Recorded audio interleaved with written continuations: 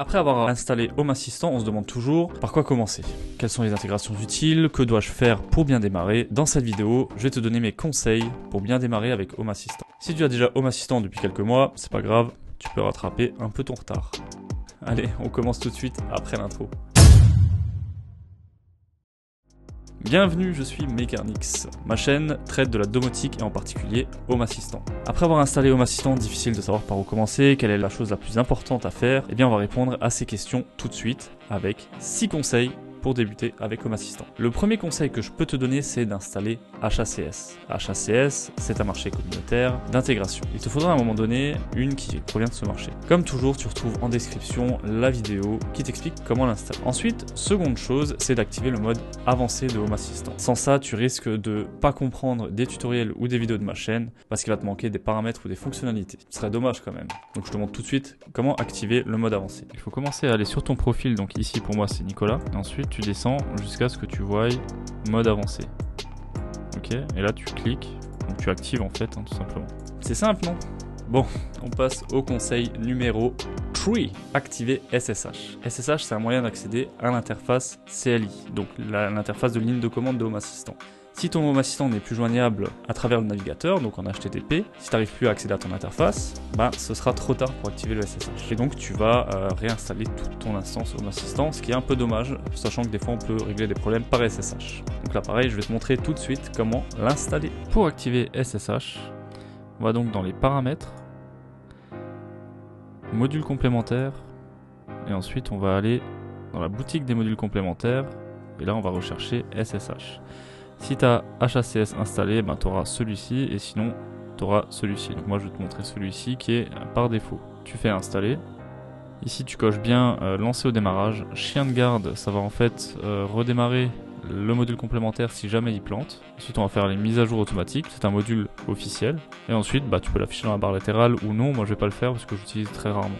Ensuite on va faire un tour dans la configuration. Et dans la configuration ici, vous pouvez mettre le mot de passe. Vous pouvez également mettre votre clé SSH si jamais vous savez comment faire. Mais le plus simple, c'est ici de mettre un mot de passe. Et tu cliques sur enregistrer. Et ensuite, il faut aller dans réseau, afficher les ports désactivés. Et ici, on voit que c'est le 22. Donc on va mettre tout simplement 22 ici et enregistrer. Une fois que c'est enregistré, on retourne dans l'onglet info et on fait démarrer. Ensuite, il te suffit de faire SSH, ensuite route l'adresse IP de ton Home Assistant. Tu fais entrer et ensuite tu tapes le mot de passe que tu as spécifié tout à l'heure. Et te voilà connecté à Home Assistant. C'est fait. Donc avant de passer au conseil numéro 4, je te chante mon fameux refrain. Si cette vidéo te plaît, mets un pouce bleu et abonne-toi si c'est pas déjà fait. Le quatrième conseil que je peux te donner, c'est quelque chose de très important. Fais des sauvegardes. Je te promets, le jour où la domotique plante, que tu dois tout reconstruire de zéro, tu vas vraiment pas apprécier. Donc avant que ce soit la catastrophe, fais des sauvegardes régulièrement.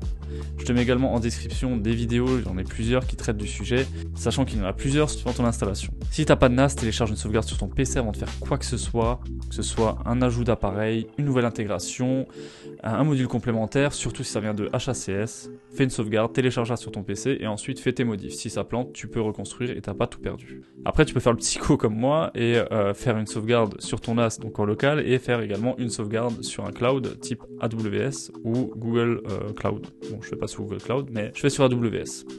Allez, on embraye sur le 5e conseil, l'éditeur de fichiers. Et bien, à un moment donné, il faudra éditer ton fichier de configuration .yaml ou ton fichier de Freegate.yaml si tu installes Freegate, etc.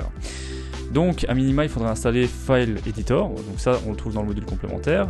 Et pour les débutants, je conseille même plutôt Visual Studio Code. C'est un peu plus complet, un peu plus difficile à prendre en main. Mais en tout cas, ça va te proposer de l'autocompletion, voilà, parce que j'arrive même pas à le dire en français.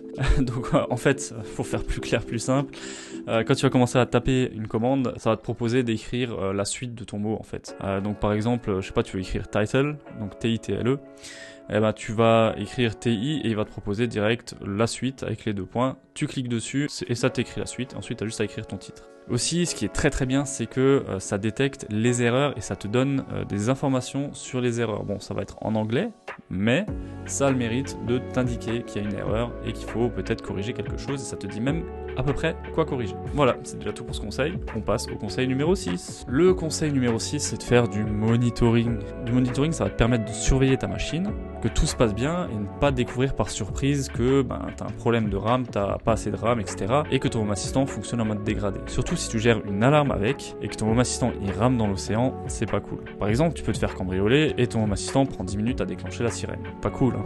Donc, monitoring. J'ai aussi fait des vidéos à ce sujet-là que je te mets en description. Tu verras, c'est assez simple. Et justement, tu auras besoin d'un éditeur de fichiers. Donc voilà, c'était déjà tous mes conseils et j'en profite dans cette vidéo pour vous dire merci. Je suis actuellement à 6159 abonnés. Donc 6159 personnes qui ont appuyé sur le bouton s'abonner. Donc 6159 personnes qui trouvent mes vidéos utiles. Ça me fait très plaisir, je vous remercie du fond du cœur. Et pour vous remercier, je vais vous préparer des petites vidéos assez sympathiques. Et je vais essayer de faire des jeux concours pour vous faire gagner un peu des petits cadeaux, des petites babioles domotiques. Voilà, je vous en dis pas plus, vous en découvrirez assez rapidement. Et donc encore merci et à dimanche prochain.